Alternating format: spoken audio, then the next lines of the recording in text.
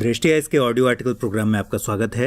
आज का audio article the Hindu में प्रकाशित लेख all you need to know about Nobel prizes तथा लाइव मिंट में प्रकाशित लेख Richard Thaler wins Nobel prize in economics के सम्मिलित सारांश पर आधारित है। इसमें टीम दृष्टि के इनपुट भी शामिल हैं।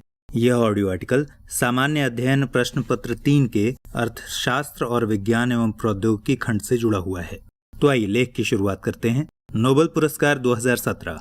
नोबेल पुरस्कार विश्व का बेहद प्रतिष्ठित सम्मान है। यह ऐसी संस्थाओं और व्यक्तियों को दिया जाता है जिन्होंने मानव जाति की भलाई के लिए उत्कृष्ट कार्य किए हों। यह उत्कृष्ट कार्य कुछ चुनिंदा क्षेत्रों में ऐसी खोजों या कृतियों के रूप में हो सकते हैं जो वैश्विक स्तर पर क्रांतिकारी परिवर्तन के वाहक बने हों। अब नोबेल पुरस्कार की पृष्ठभूमि के बारे में चर्चा करते हैं। नोबेल पुरस्कार की शुरुआत स्वीडिश वैज्ञानिक और डायनामाइट के आविष्कारक अल्फ्रेड नोबेल के नाम पर 1901 में हुई। अल्फ्रेड नोबेल की वसीयत के अनुसार शुरुआत में नोबेल पुरस्कार चिकित्सा, भौतिकी, रसायन, साहित्य और शांति के क्षेत्रों में ही दिए जाते थे। लेकिन 1968 में स्वीडन के केंद्रीय बैंक ने अल्फ्रेड नोबेल की याद में अर्थशास्त्र के क्षेत्र में भी नोबेल पुरस्कार शुरू किया।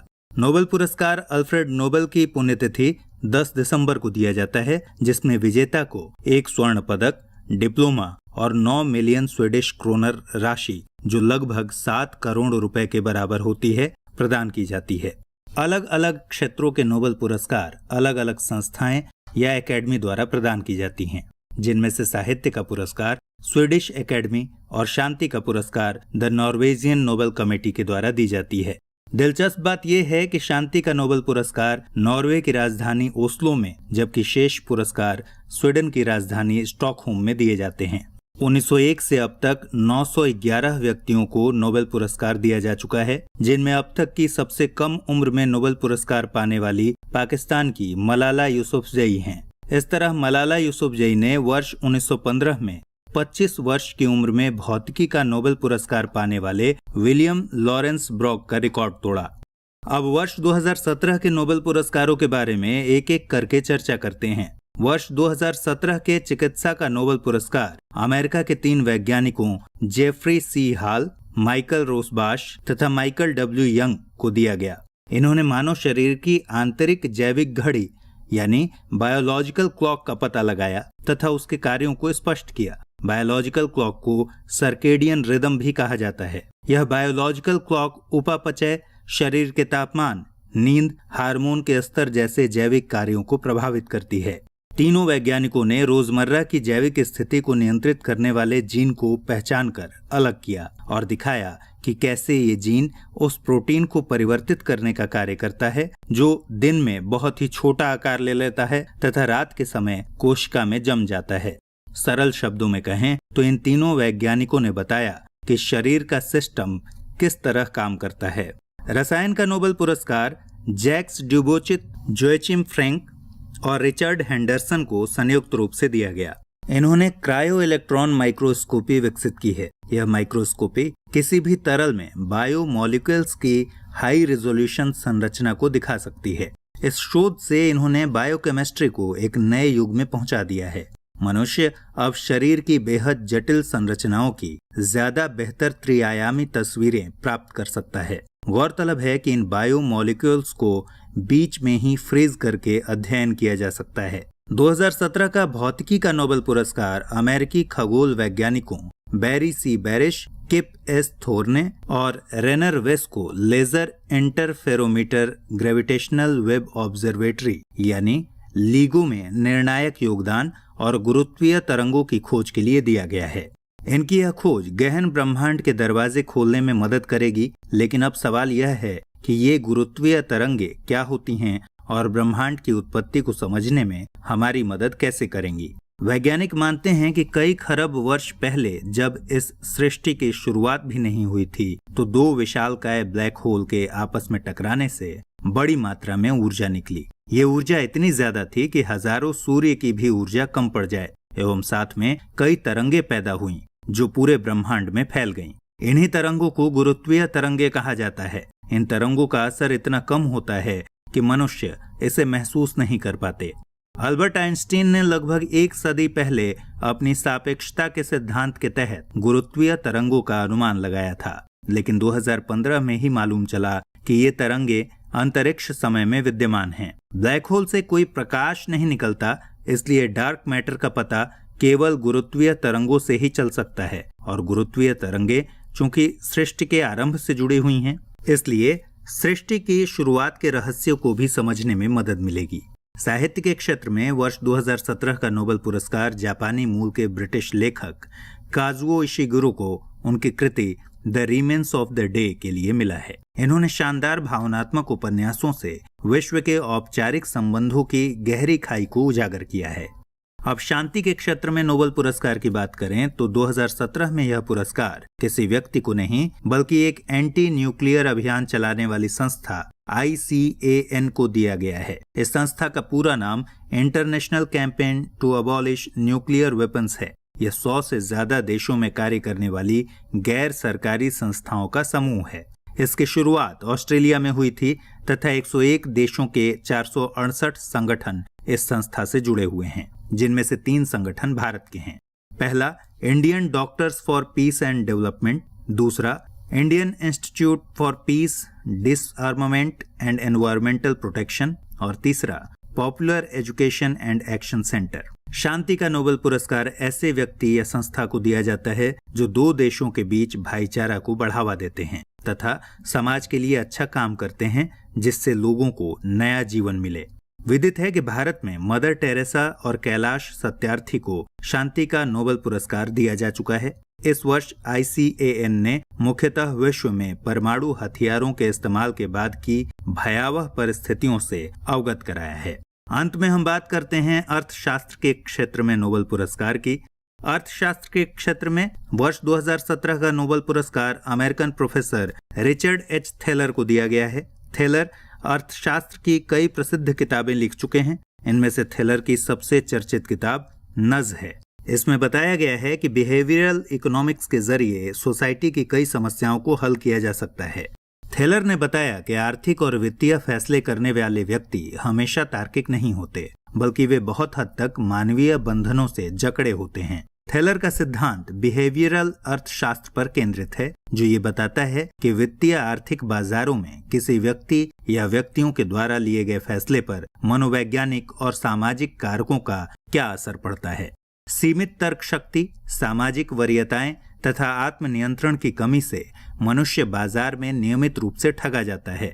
थेलर समझाते हैं कि लोगों का स्वयं पर नियंत्रण नहीं होता और वे भोजन, पेंशन, धूम्रपान तथा भविष्य के लक्ष्यों के बारे में अतार्किक निर्णय ले लेते हैं। उदाहरण के तौर पर किसी सुपरमार्केट में खरीदारी करते समय मनुष्य सर्वश्रेष्ठ या अपने काम की वस्तु चुनने के बजाय वे वस्तुएं पहले चुनते हैं जो उनकी निगाह में पहले पड़ जाती हैं।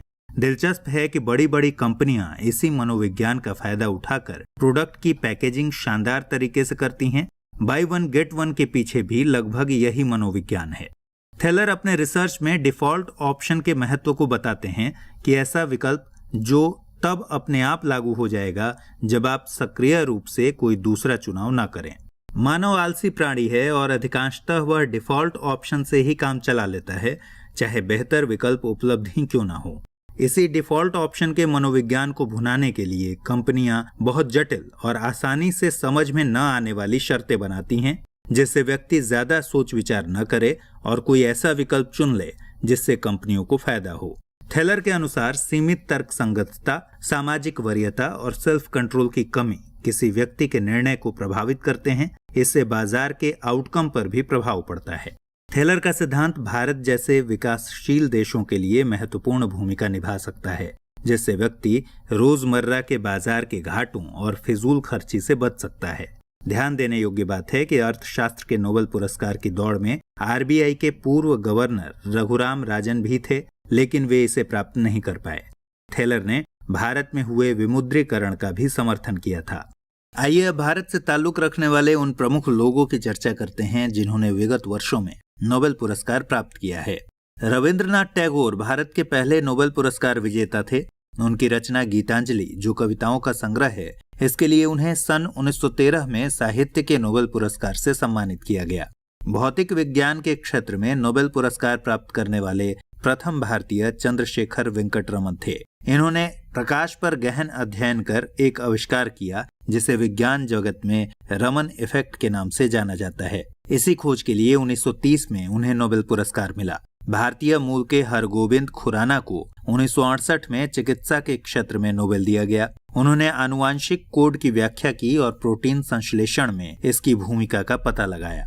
मदर टेरेसा को समाज सेवा के क्षेत्र में उनके उल्लेखनीय योगदान के लिए 1979 में शांति का नोबेल पुरस्कार दिया गया। कोलकाता में गरीब और बीमार लोगों की सेवा के लिए मिशनरीज ऑफ चैरिटी नाम की संस्था इन्होंने बनाई थी। दीन दुखियों, कुष्ठ रोगियों के लिए निर्मल हृदय नाम की संस्था बनाई। ध्यान देने योग्य बात है कि अल्बानिया मूल की मदर टेरेसा 1929 में मिशनरी के रूप में भारत आई थीं। डॉक्टर सुब्रमण्यम चंद्रशेखर को ब्लैक होल्स पर शोध कार्य के लिए 1983 में भौतिकी का नोबेल पुरस्कार दिया गया। उन्होंने एस्ट्रोफिजिक्स एवं सौर मंडल से संबंधित विषयों पर कई पुस्तकों की रचना की। उन्होंने नक्षत्रों के लिए जो सीमा निर्धारित की उसे चंद्रशेखर सीमा कहते हैं। प्रोफेसर अमर्त्य सेन अर्थशास्त्र के क्षेत्र में नोबेल पुरस्कार प्राप्त करने वाले पहले एशियाई हैं। इन्हें 1998 में नोबेल पुरस्कार से सम्मानित किया गया। इन्होंने लोक कल्याणकारी अर्थशास्त्र की अवधारणा का प्रतिपादन किया तथा वेलफेयर डेवलपमेंट पर अनेक पुस्तकों की रचना की। त्रिनिदाद में जन्मे भारतीय मूल के ब्रिटिश नागरिक वीएस नायपॉल को 2001 में साहित्य के क्षेत्र में नोबेल पुरस्कार दिया गया। भारतीय मूल के अमेरिकी वैज्ञानिक रामकृष्णन को 2009 में रसायन विज्ञान के क्षेत्र में नोबेल पुरस्कार दिया गया।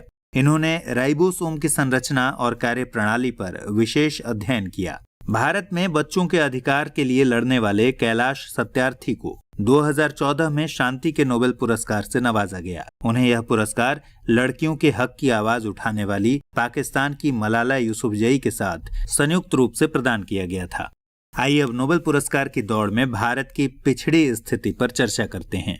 इस संदर्भ में देखा जाए तो सबसे ज्यादा नोबेल पुरस्कार पाने वाले देशों में अमेरिका पहले स्थान पर, यूनाइटेड किंगडम दूसरे स्थान पर तथा जर्मनी तीसरे स्थान पर है। अब विचार करने लायक प्रश्न यह है कि आखिर क्या कारण है कि भारतीयों को इतनी कम संख्या में नोबेल पुरस्कार मिले हैं। इसके अनेक पहलू हैं, लेकिन सबसे प्रमुख पहलू यह है कि भारतीय उच्च शिक्षा में रिसर्च और डेवलपमेंट की कमी है। हालांकि संख्या की दृष्टि से देखा जाए तो भारत की उच्चतर शिक्षा व्यवस्था अमेरिका और चीन के बाद तीसरे नंबर पर आती है, लेकिन जहां तक गुणवत्ता की बात है तो दुनिया के शीर्ष 200 विश्वविद्यालयों में भारत का एक भी विश्वविद्यालय नहीं है। भारत में रिसर्च और डेवलपमेंट पर ज्यादा जोर नहीं दिया जाता। वास्तव में भारत के सकल घरेलू उत्पाद का 0.8% से भी कम हिस्सा रिसर्च एंड डेवलपमेंट को मिल पाता है, जबकि अमेरिका अपनी जीडीपी का 2.8%, यूके 1.7% और फ्रांस 2.2% हिस्सा रिसर्च एंड डेवलपमेंट पर खर्च करते हैं। दूसरा पहलू यह भी है कि भारत की शिक्षा में प्रतिभा या ज्ञान से अधिक अंकों पर जोर दिया जाता है, जबकि अमेरिका, फ्रांस, ऑस्ट्रेलिया जैसे देशों में इसके ठीक विपरीत स्थिति है। वहाँ की शिक्षा में छात्रों को प्रतिभावान, कल्पनाशील बनाया जाता है। हालांकि भारत में ज्ञान एवं प्रतिभावान व्यक्तियों की कमी नहीं है, लेकिन रिसर्च एंड डेवलपमेंट के लिए वे सुविधाएं हासिल नहीं हैं जो दूसरे देशों में हैं। अल्बर्ट आइंस्टीन ने कहा है कि बौद्धिकता की सही निशानी ज्ञान नहीं बल्कि कल्पना है। सच्चाई यह है कि भारत में असली वैज्ञानिक प्रतिभा की सराहना नहीं की जाती है, इसलिए भारतीय छात्र शोध के लिए अन्य देशों में जाते हैं और उन देशों के लिए नोबेल पुरस्कार प्राप्त करते हैं। गौर करने वाली बात है कि अहिंसा को हथियार बनाकर भारत को आजादी दिलाने वाले महात्मा गांधी को कभी शांति का नोबेल पुरस्कार नहीं मिल सका। हालांकि वे इस पुरस्कार के लिए 5 बार नामांकित भी हुए हैं। यह संदर्भ चयन समिति के विकासशील देशों के प्रति दोहरे मानदंडों को भी दर्शाता है तथा चयन समिति पर इस प्रकार के प्रश्न समय समय पर उठते भी रहे हैं। लेकिन यह कहना भी गलत नहीं होगा कि इन सवालों के बावजूद नोबेल पुरस्कार वैश्विक स्तर पर प्रदान किया जाने वाला उत्कृष्ट पुरस्कार है। यह पुरस्कार प्राप्तकर्ता के कार्य को न केवल सम्मानित करता है बल्कि उसे एक अंतर्राष्ट्रीय पहचान भी प्रदान करता है। नोबेल पुरस्कार हमेशा एक विशिष्ट खोज की शुरुआत करता है, ऐसी खोज जो बहुत बड़े स्तर पर मानव समाज का कल्याण करे एवं व्यक्तियों को नई जिंदगी प्रदान करे। उदाहरण के तौर पर वर्ष 2016 में चिकित्सा का नोबेल पुरस्कार योशिनोरी ओसुमी को discovery of mechanism for autophagy की खोज के लिए प्रदान किया गया। इस थ्योरी से ऐसी कोशिका की खोज हुई जो अपने आप को खाती है। यह थ्योरी पार्किंसन, कैंसर जैसे लाइलाज रोगों को समझने में मदद करेगी। यह खोज मानव जाति के कल्याण के लिए बेमिसाल है। आइए अब नोट करते हैं आज का सवाल। हाल ही में अर्थशास्त्र के नोबेल पुरस्कार विजेता रिचर्ड थेलर द्वारा प्रतिपादित बिहेवियरल इकोनॉमिक्स सिद्धांत क्या है? भारत जैसे विकासशील देशों के संदर्भ में इसकी प्रासंगिकता पर समालोचनात्मक मूल्यांकन कीजिए।